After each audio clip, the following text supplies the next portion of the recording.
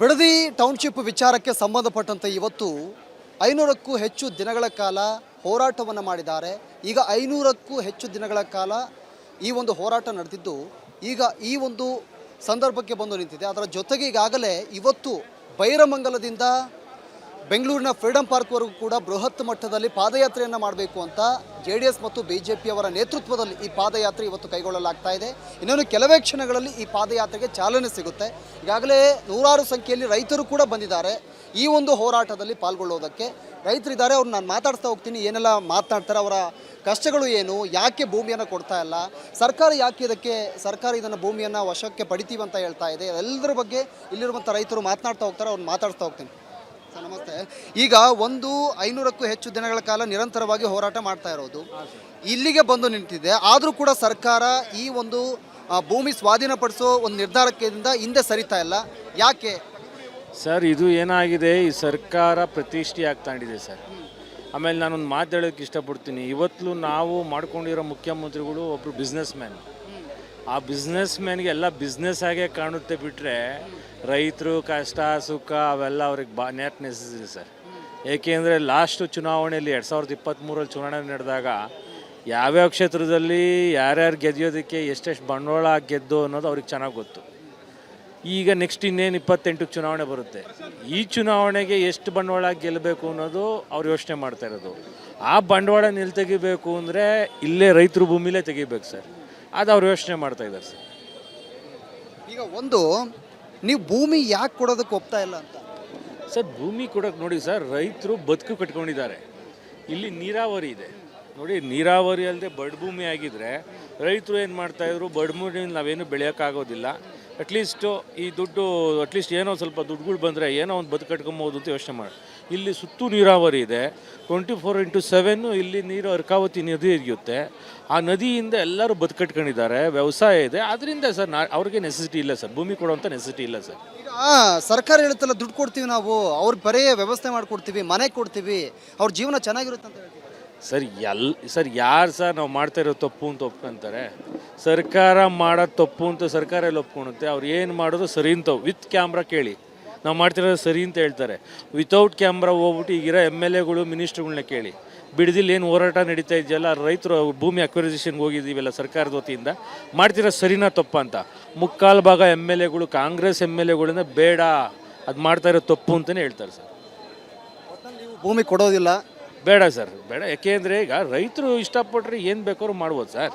ಈಗ ಅವ್ರು ಕೊಡ್ತೀವಿ ಅಂದರೆ ಖುಷಿಯಾಗಿ ತಗೊಂಡು ಸರ್, ಅವ್ರು ಕೊಡಲ್ಲ ಅಂದಮೇಲೆ ಬಲವಂತವಾಗಿ ಕಿತ್ಕೊಳ್ಳೋದು ತಪ್ಪಲ್ವ ಸರ್? ಈಗ ಅವ್ರ ಬದುಕು, ಅವ್ರ ಜೀವನ, ಮಕ್ಕಳ ಭವಿಷ್ಯನ ನಾವು ಸರ್ಕಾರ ಏನಕ್ಕೆ ಸರ್ ಇರೋದು?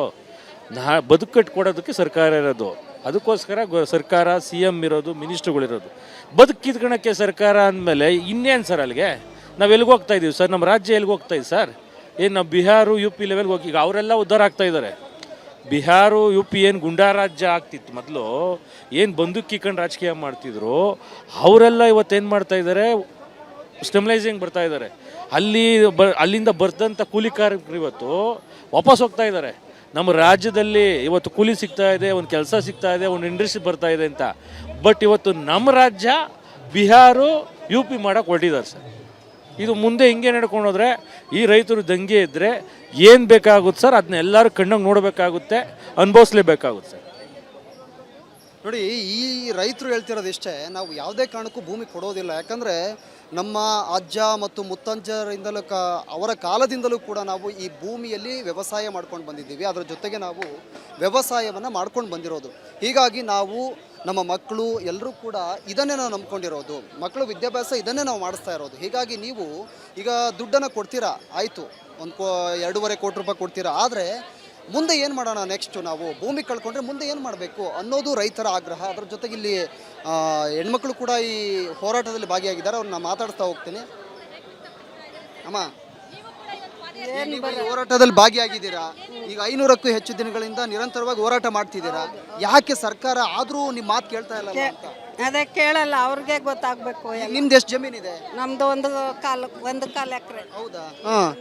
ಈಗ ಮನೆಯಲ್ಲೆಲ್ಲ ನಿಮ್ಮ ಯಜಮಾನರೆಲ್ಲ ಈಗ ಹೋರಾಟ ಮಾಡ್ತಾರೆ, ನೀವು ಮನೆಯೆಲ್ಲ ಹೆಂಗ್ ನಡೆಸ್ತೀರಾ ಅಂತ ಹೊಲ ಮನೆ ನೋಡ್ತೀರಾ? ಕಷ್ಟ ಆಗುತ್ತೆ ಸರ್. ಮಕ್ಕಳಿದಾರ ನಿಮಗೆ? ಏನ್ ಮಾಡ್ತಾರೆ? ಅವರು ಗಾರ್ಮೆಂಟ್ಸ್ಗೆ ಹೋಗ್ತಾರೆ. ಈಗ ಒಂದೇ ಎಷ್ಟು ಎಕರೆ ಇದೆ ಹೊಲ ನಿಮ್ದು? 1 ಎಕರೆ ಐತೆ. ಏನ್ ಬೆಳಿತೀರ ಅದ್ರಲ್ಲಿ ನೀವು? ಏನು ಬೆಳೆಯೋದು? ಮಳೆ ಇಲ್ಲ, ಏನಿಲ್ಲ, ಬೆಳೆ ಇಲ್ಲ. ಬೆಳೆಯೋದೇನು ಬೆಳೆಯೋದು? ಈಗ ಮತ್ತೆ ನಿಮಗೆ ದುಡ್ಡು ಕೊಡ್ತೀನಿ ಅಂತ ಹೇಳ್ತೀರಲ್ಲ, ಇಸ್ಕೊಂಡು ನೀವು ಆರಾಮ ಜೀವನ ಮಾಡ್ಬೋದು. ಬೇಡ ನಮಗೆ, ಬೇಡ ಮಾರಲ್ಲ. ಜಮೀನಿದ್ರೆ ಒಂದಿನಲ್ಲ ಒಂದಿನ ಆಗುತ್ತೆ. ನಿಮ್ಮ ಯಜಮಾನ್ರು ಏನು ವ್ಯವಸಾಯ ಮಾಡ್ತಾರೆ? ಮಾಡ್ತೀವಿ. ನಿಮ್ದು ಎಷ್ಟು ಹೊಲ ಇದೆ? ನಮ್ದು ಅಷ್ಟೇನೆ, 1 ಎಕರೆ ಅಷ್ಟೈತೆ. ಮಕ್ಳು ಏನ್ ಮಾಡ್ತಾರೆ? ಮಕ್ಕಳು ಗಾರ್ಮೆಂಟ್ಸ್ಗೆ ಹೋಗ್ಬೇಕಪ್ಪ. ಬೆಳಿಗ್ಗೆ ಇದ್ರೆ ಗಾರ್ಮೆಂಟ್ಸು, ಹೆಂಡ್ತಿ ಮಕ್ಕಳು ಸಾಕು. ಅದ್ರಲ್ಲಿ ಏನ್ ಬೆಳಿತೀರ? ಎಲ್ಲಿ ಮಳೆ ಇಲ್ಲ, ಬೆಳೆ ಇಲ್ಲ, ಏನು ಬೆಳೆಯೋಣ? ಬೆಳೆಯೋಕ್ಕಾಗ್ತಾ ಇಲ್ಲ. ಜೀವನ ಹೆಂಗೆ ಮತ್ತೆ? ಜೂನ್ ಅದೇ ಗಾರ್ಮೆಂಟ್ಸ್ಗೆ ಹೋಗ್ಬೇಕು. ಅದಕ್ಕೆ ಮತ್ತೆ ದುಡ್ಡು ಕೊಡ್ತೀನಿ ಅಂತ ಹೇಳ್ತಾರೆ. ಬೇಡಪ್ಪ, ನಮ್ಗೆ ಬೇಡ. ಇರೋದು ನಮ್ಮ ಜಮೀನು ನಮಗಿರ್ಲಿ. ಒಂದಲ್ಲ ಒಂದಿನ ಅದೇನೋ ದೇವೇಂದ್ರ ಕರುಣಿಸಿದ್ರೆ ಬೆಳ್ಕೊತೀವಿ. ಈಗ ನಿಮ್ಮ ಮಾತು ಕೇಳ್ತಿಲ್ಲಲ್ಲ ಮತ್ತೆ ಡಿ ಕೆ ಶಿವಕುಮಾರ್ ಅವರು? ಅವ್ನು ಏನೇ ಹೇಳಿದ್ರು ನಾವು ಕೇಳೋಕ್ಕಾಗುತ್ತಾ? ಹೇಳ್ರಿ ನೀವೇ, ನಾವೇನು ಜೀವನ ಮಾಡೋಣ? ಇಷ್ಟೆಲ್ಲ ನೀವು ಹೋರಾಟ ಮಾಡ್ತಿದ್ದೀರಾ, ಆದ್ರೂ ನಿಮ್ಮ ಮಾತು ಕೇಳ್ತಿಲ್ಲ ಅವರು. ಅದಕ್ಕೆ ನಾವು ನಮ್ಮ ಜಮೀನು ನಾವು ಯಾಕೆ ಬಿಟ್ಕೊಡ್ಬೇಕು? ನಾವು ಕಷ್ಟಪಟ್ಟು ದುಡ್ದಿದ್ದು ಜಮೀನು ನಾವು ಯಾಕೆ ಬಿಟ್ಕೊಡ್ಬೇಕು? ನಮಗೆ ಬೇಡವಾ? ಇವತ್ತಲ್ಲ ಅಂದ್ರೆ ನಾಳೆ ಆದರೂ ನಮಗೆ ಬೇಕಲ್ವಾ? ನಾವು ಆ ಭೂಮಿಲಿ ಬೆಳಿತೀವ, ಅದನ್ನ ಹಂಗೆ ಬಿಡ್ತೀವ, ಅದು ನಮ್ಮ ಇಷ್ಟ. ನಾವಂತೂ ಕೊಡಲ್ಲ. ನಿಮಗೆ ಮಕ್ಕಳಿದಾರ? ಹಾಂ, ಇದ್ದಾರೆ. ಏನ್ ಮಾಡ್ತಾರೆ? ಅವರು ಹಿಂಗೆ ಮಾಮೂಲಿ ಟೀಚರ್, ಒಬ್ರು ಸಾಫ್ಟ್ವೇರ್ ಕೆಲ್ಸಕ್ಕೆ ಹೋಗ್ತಾರೆ.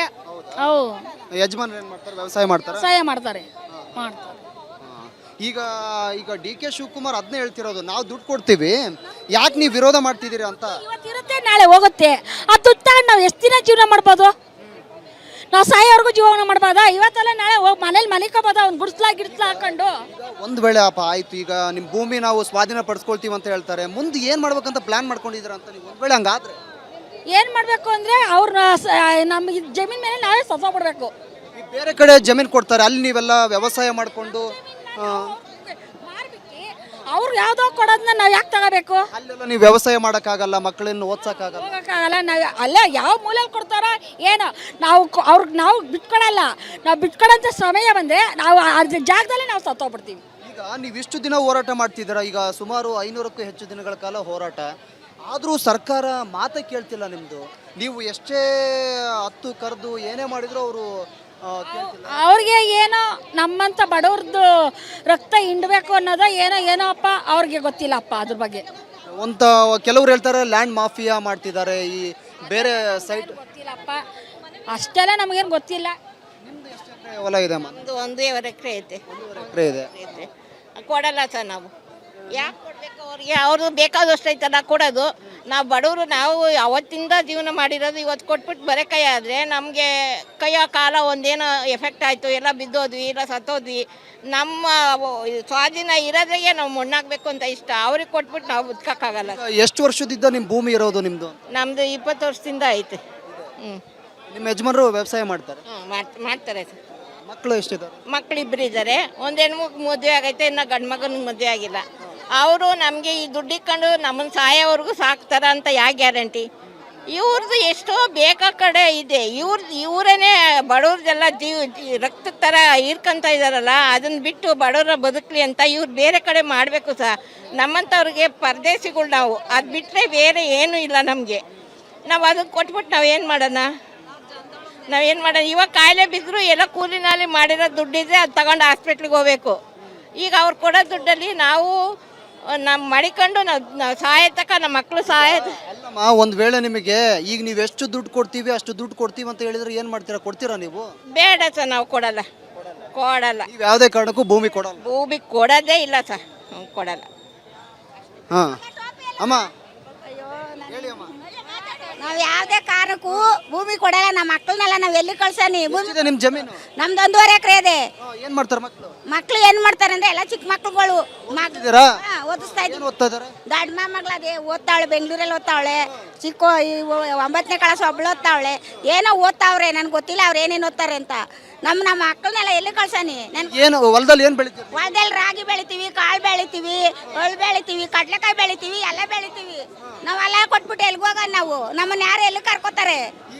ಈಗ 500ಕ್ಕೂ ಹೆಚ್ಚು ದಿನ ಹೋರಾಟ ಮಾಡ್ತಿರೋದು ನೀವು, ಆದರೂ ಯಾಕೆ ಡಿ ಕೆ ಶಿವಕುಮಾರ್ ನಾವು ಅವರು ನಾವು ಯಾವುದೇ ಇದಕ್ಕೂ ನಮ್ಮ ಜಮೀನು ಬಿಡಲ್ಲ, ನಾವು ಮಾಡ್ತೀವಿ ಅಂತ ಅವ್ರಂತಾರೆ. ನಾವು ಬಿಡಲ್ಲ ಅಂತ ನಾವು ಹೇಳ್ತಾ ಇದ್ದೀವಿ. ಎಲ್ಲಿವರೆಗೂ ಹೋರಾಟ ಮಾಡ್ತೀವಿ? ನಾವು ನಿಲ್ಲ ಗಂಟ ಓಡಾಟ ಮಾಡ್ತೀವಿ.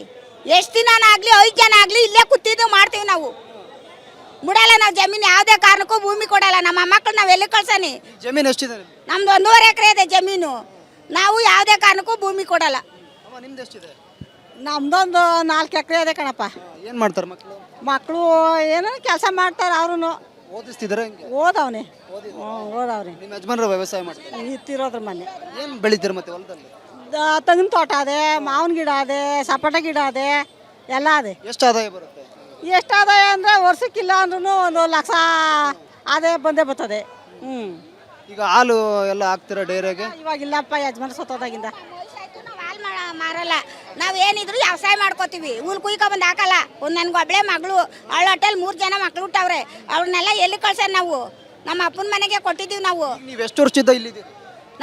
ನಾವು ನಮ್ಮ ಯಜಮಾನ್ರು ಇದೇ ಊರೇ ಹಳ್ಳಸಂದ್ರದವ್ರು. ನಾವು ಬೈರ್ಮಂಗ್ಲಕ್ಕೆ ನಾವು ಇದಕ್ಕೆ ಬರ್ತೀವಿ ಕುತ್ಕೊಳ್ಳೋಕೆ ಧರ್ನಿಗೆ. 1.5 ವರ್ಷದಿಂದ ಕುತ್ಕೊಂಡಿದ್ದೀವಿ. ಯಾರು ಬಂದು ಏನು ಅಂತ ಬಂದು ಕೇಳಲಿಲ್ಲ ನಮ್ಮನ್ನ.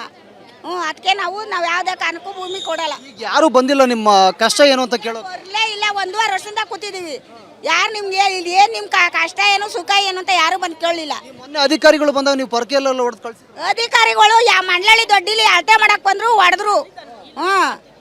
ನಮ್ಮೂರಲ್ಲ, ಅದು ಬೇರೆ ಊರು, 26 ಹಳ್ಳಿ. ಅದಕ್ಕೆ ಮತ್ತೆ ಡಿ ಕೆ ಶಿವಕುಮಾರ್ ಅವರು ಹೇಳಿದ್ದು, ನಾವು ಕಷ್ಟ ಕೇಳಕ್ ಹೋದ್ರೆ ಅವರು ನಮ್ಮ ಅಧಿಕಾರಿಗಳ ಮೇಲೆ ಕೈ ಮಾಡಿದ್ರು. ಕೇಳಕ್ ಬರ್ಲಿಲ್ಲ ಅವರು. ಹೊಲ ಅಳಿಯಕ್ ಹೋದ್ರು, ಒಬ್ಬರನ್ನೆಲ್ಲ ಗುಡ್ಡ ಮಾಡಿ ಕುಂಡ್ರಿಸಿದ್ರು.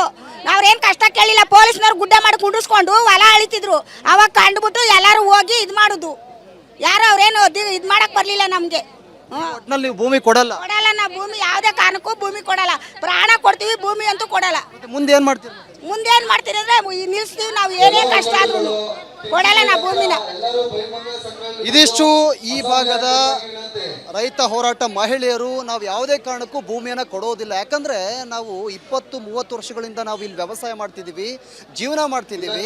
ನಾವು ಈ ಭೂಮಿ ಕೊಟ್ಟರೆ ನೆಕ್ಸ್ಟ್ ಏನು ಮಾಡ್ಬೇಕು? ನಾವು ನಮ್ಮ ಮಕ್ಕಳೆಲ್ಲ ಇದರಲ್ಲೇ ಜೀವನ ಮಾಡ್ತಿರೋದು. ಇದರಲ್ಲಿ ವ್ಯವಸಾಯ ಮಾಡಿ ನಾವು ನಮ್ಮ ಮಕ್ಕಳನ್ನ ಸ್ಕೂಲಿಗೆ ಕಳಿಸಿ ಅಲ್ಲಿ ಓದಿಸ್ತಾ ಇದ್ದೀವಿ. ನಾವು ಇದೇ ಆದಾಯ ಬರುತ್ತೆ. ನಾವು ಅದು 2.5 ಕೋಟಿ ತಗೊಂಡು ಏನು ಮಾಡೋಣ? ನಾವು ನನ್ನ ಮಕ್ಕಳು ಮುಂದೆ ಏನು ಮಾಡ್ತಾರೆ ಅಂತ ಇಲ್ಲಿರುವಂಥ ಮಹಿಳೆಯರು ಆಕ್ರೋಶವನ್ನು ವ್ಯಕ್ತಪಡಿಸ್ತಿರೋದು. ಹೀಗಾಗಿ ಮುಂದಿನ ದಿನಮಾನಗಳಲ್ಲಿ ಸರ್ಕಾರ ಯಾವ ರೀತಿಯಾಗಿ ತೀರ್ಮಾನವನ್ನು ತೆಗೆದುಕೊಳ್ಳುತ್ತೆ, ಇವರ ಈ ಹೋರಾಟಕ್ಕೆ ಸರ್ಕಾರ ಮಣಿದು ಏನಾದರೂ ಈ ಒಂದು ಪ್ಲಾನನ್ನು, ಈ ಯೋಜನೆ ಇದೆಲ್ಲ ಅದನ್ನು ಹಿಂಪಡೆಯುತ್ತಾ ಅನ್ನೋದನ್ನು ಕಾದು ನೋಡಬೇಕಾಗಿದೆ. ಕ್ಯಾಮ್ರಾ ಪರ್ಸನ್ ಮಂಜುನಾಥ್ ಜೊತೆ ಪ್ರವೀಣ್ ರಾಘವ್, ರಿಪಬ್ಲಿಕ್ ಕನ್ನಡ, ಬೈರಮಂಗಲ.